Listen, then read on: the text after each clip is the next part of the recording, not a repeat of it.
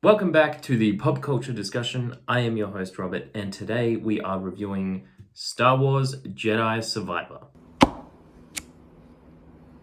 5 years after his encounter with Darth Vader, Cal Kestis continues to fight the Empire, now as a surviving Jedi. When a map to a safe location for fighters of the Empire is found, Cal sets out to retrieve it with help from his old crew. With new enemies out to stop Cal, he may have to unleash a dark power to stop them. This series is known for having some very satisfying lightsaber combat, and this game does not disappoint. It is way more enhanced than the previous game, it's more brutal, it's more realistic, and it is so much more satisfying. Being able to learn every type of lightsaber combat is a great addition to the game, although only being able to equip 2 of them instead of all of them at the same time is a little bit annoying, because it kind of gets to a point where they teach you every style of lightsaber combat, and I ended up just using the second and the third one that I learnt basically the entire time, and I think because I just couldn't be bothered going back and switching them all of the time and putting all my skill points into that, or just rearranging my entire setup every time I meditated, I just stuck with dual wielding and the Darth Maul style, because I found those 2 the most effective, although using the big heavy Kylo Ren lightsaber is probably the most fun one to watch, or even the pistol combat, that's really satisfying as well. I just didn't end up using it all that much because I didn't find it all that effective. The Kylo Ren lightsaber is too slow, and as handy as the gun is, the lightsaber combat part of that is kind of basic. The character customization is also improved from the previous game, adding way more creativity and concepts to the outfits and weapons. You can make Cal Kestis look basically however you want, as long as you have the patience to go out and track down all the stuff you need to do that, either in hidden chests or finding materials to buy the right looks for your character at the shop. So yeah, if you care about that kind of thing, this is very exciting. If you don't care about that kind of thing, they're basically all the rewards you get in the game. I mean, besides obviously XP to level up your character. But yeah, if you have no interest in customizing your lightsaber, your outfit, or your haircut, the rewards in the game might be a little underwhelming for you. I have a lot of fun building the lightsabers, and every time I go to a workbench, I change the color of my lightsaber.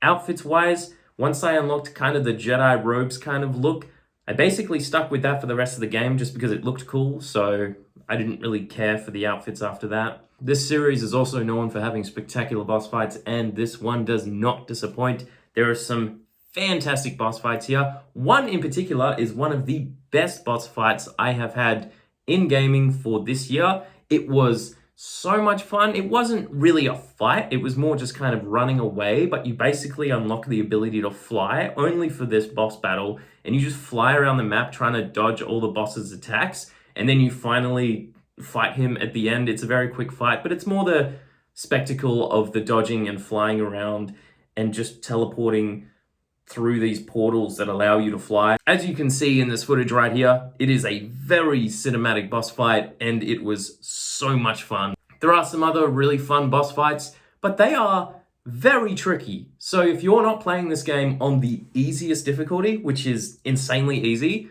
you're gonna get slammed, you're gonna die a lot, but this series is known for being the Dark Souls of Star Wars games, so what do you expect? The parkour is way faster and smoother than the previous game, and we got a fancy new grappling hook. I love grappling hooks in video games, so this was very satisfying for me. But in saying all that, there are way too many traversal puzzles in this game, and they become very frustrating very fast. Not only because the map isn't user-friendly at all and you get lost all of the time and end up just jumping to your death, but the fact that for so many of these puzzles you need to line them up perfectly, otherwise you don't land where you're meant to be, and it's an instant death. It literally just pulls all the fun and joy out of this game, having so many of these puzzles all of the time. To get anywhere, you basically have to get through a traversal puzzle.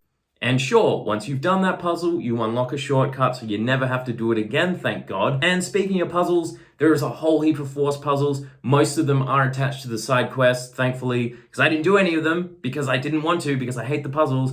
but a whole heap of them are attached to the story, and you have to do them to get through the main story. And oh my gosh, some of these, it wasn't laid out very clearly, but I had to YouTube a handful of these because I was like, I have no idea. Although the pacing is a little rough and kind of all over the place, the story is very unpredictable and each planet is diverse and unique. I will say, getting off your ship and seeing a new planet and seeing how completely different it is to the previous one you're on, that never gets old. That is a lot of fun. The character arcs are way darker than expected, and each new villain is complex and fleshed out. I loved all the new villains they introduced into this game, and even for our heroes, they go down some dark paths here, and especially with Cal Kestis, without really spoiling anything, he is struggling with the dark side of the Force almost the entire game, which I didn't expect at all. And it definitely made for some really great character moments and overall character arcs. And the villains here are flushed out so well that you understand where each of them are coming from, why they are doing what they're doing, and they see themselves as the hero in their own stories. So you're just playing as Cal, seeing him as the hero. But all these villains you run into, it's like they're playing their own video game and they're the hero.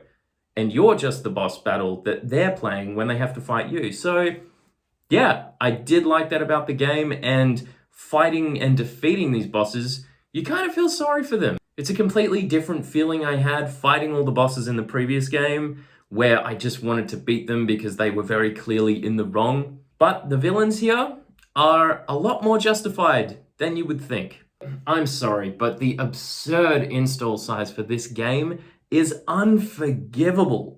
This is impossible. I'm starting over. Especially considering the amount of glitches and crashes that are still happening. This is insane. This game is huge. This is one of the biggest games I have ever installed onto my PS5, and I had it crash completely at least 6 times. There are other games, massive open world games, that are way smaller install sizes than this. It just doesn't make any sense, especially the fact it feels so unfinished. I was thankfully able to get through the game so I could review it here today, but yeah, what's going on, guys? You want to fix your game already? For everything this game does right, it does something equally wrong, evening out the experience with satisfying highs but frustrating lows.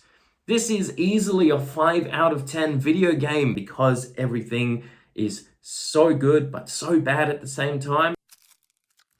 Aww. But because of that incredible boss fight that I had, that is by far my favorite boss fight of the year so far when it comes to video games, I'm going to give it an extra half a point. So that's a 5.5 out of 10. I know that's not a great review. I honestly went into this game thinking it was going to be one of my favorite games of the year, and I came out of it going, yeah, that was fine. And that does disappoint me. If you've played this game and it's working fine for you and you've absolutely loved it, I am happy for you. If you've played this game and it's just crashing or you're getting frustrated with the game and you're hating on it, I completely understand that too. So yeah, whatever experience you've had with this game, let me know in the comments below. I am curious to know if it's one of your favorite games of the year or if it's a game that you absolutely despise because of all the problems with it. Either way, I'd love to talk to you about it in the comments below. If you haven't subscribed to my channel yet and you're enjoying my content, a subscription goes a long way for me and I really appreciate it. Thank you for watching my review, and I will see you in my next video.